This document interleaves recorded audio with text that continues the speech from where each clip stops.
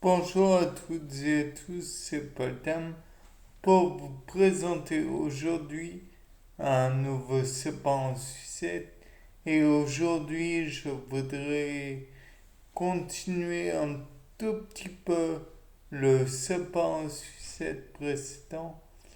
Et nous avons fait une fonction à l'aiguille sur l'œdème précédent. Bon, de là, il n'y a aucun problème. Nous avons recueilli du liquide. J'imagine que, d'ailleurs, c'est même pas j'imagine, théoriquement, il y a de l'acide lactique dedans, je pense. Peut-être un peu de liquide synovial.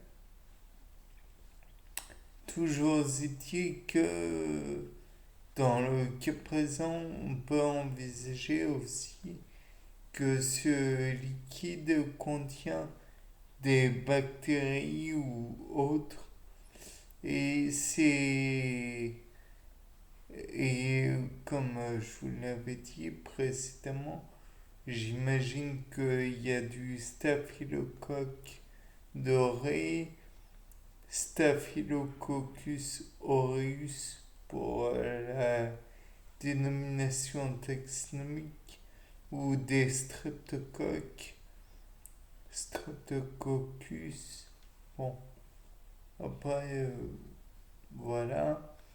Donc, pour savoir exactement ce que nous avons, j'imagine que l'on pourrait aussi faire une analyse au microscope optique. Donc pour cela, on étale du liquide sur une lame, on redépose la lamelle, pas de bulle d'air de préférence, et peut-être n'y a-t-il pas besoin de colorant, je ne sais pas, à voir.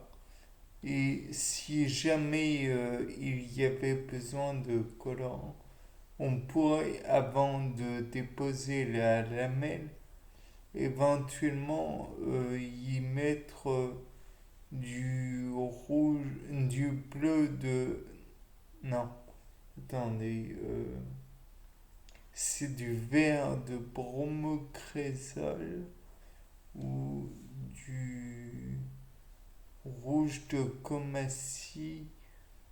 En tout cas, on peut faire les deux, mais sur deux lamelles indépendantes, éventuellement, pour éventuellement toujours voir s'il y a eu un développement bactérien.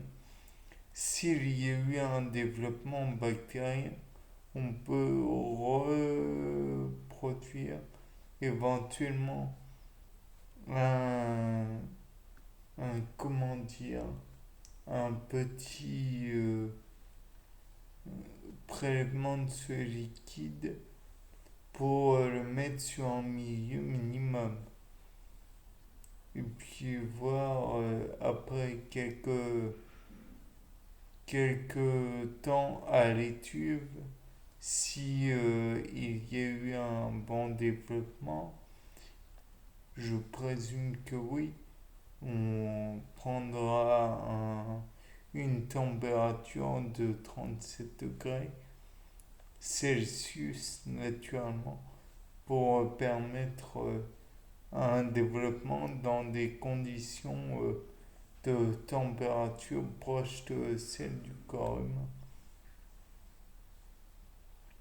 De plus, il y a des petites questions que je me pose toujours sur ces fameuses bactéries, étant donné qu'elles ne sont pas soumises à l'oxygène et qu'elles ne sont pas soumises aux ultraviolets habituels, que se passerait-il? Peut-être que si on apportait de l'oxygène dans le milieu, ça les tuerait.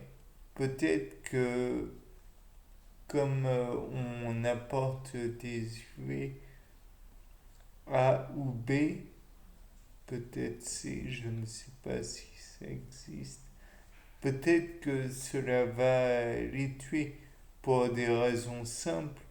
Peut-être que par la suite, ça va causer des mutations dans leur génome qui, comme toute bactérie qui se doit, n'est pas dans un noyau, donc qui risque d'être plus facilement altéré, voire des mutations plus facilement se causer, puisqu'il n'y a pas de barrière supplémentaire. D'ailleurs, on pourrait, entre guillemets, s'amuser à leur envoyer des rayons X, puisque le Soleil nous envoie tout un tas de rayons,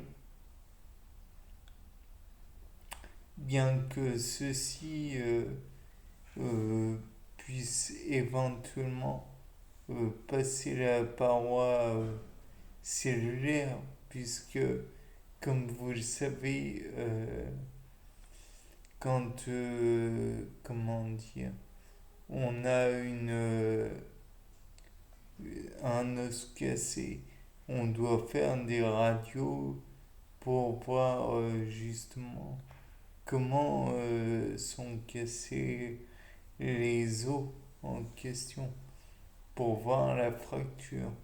Donc là, le fait que comment dire, le rayon X passe dans la bactérie, c'est envisageable.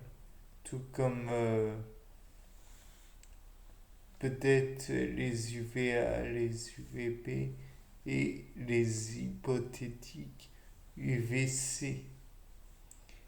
Et de plus, on pourrait envisager qu'il y a d'autres rayons que je ne cite pas,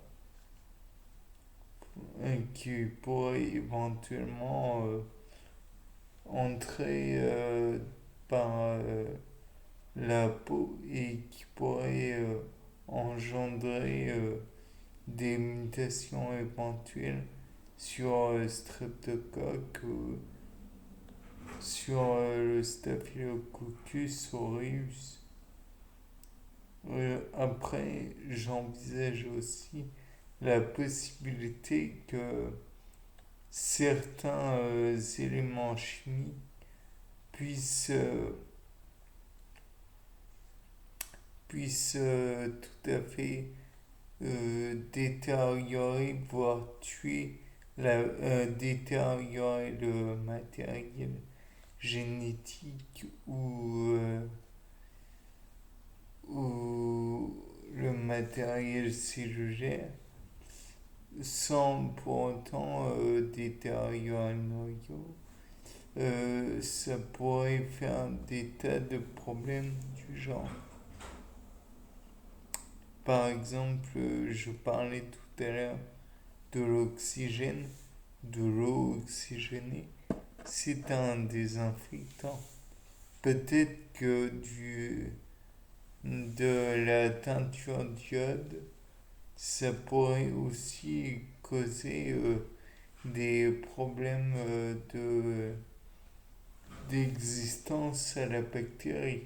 Peut-être que l'alcool, ça pourrait poser des problèmes. Donc là, on pourrait éventuellement envisager ces produits.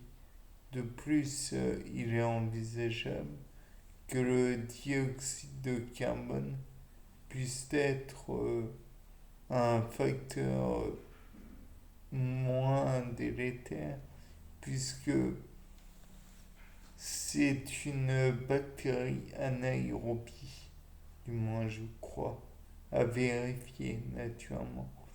Donc le fait qu'il y ait du dioxyde de carbone et donc que l'on prive la bactérie de dioxygène, ça ne génère rien. Enfin, on peut envisager les fortes pressions et les fortes températures, voire les basses températures et les basses pressions. Bien, sur ce, c'était Paul Dam pour un nouveau C'est pas en sucette. Au revoir.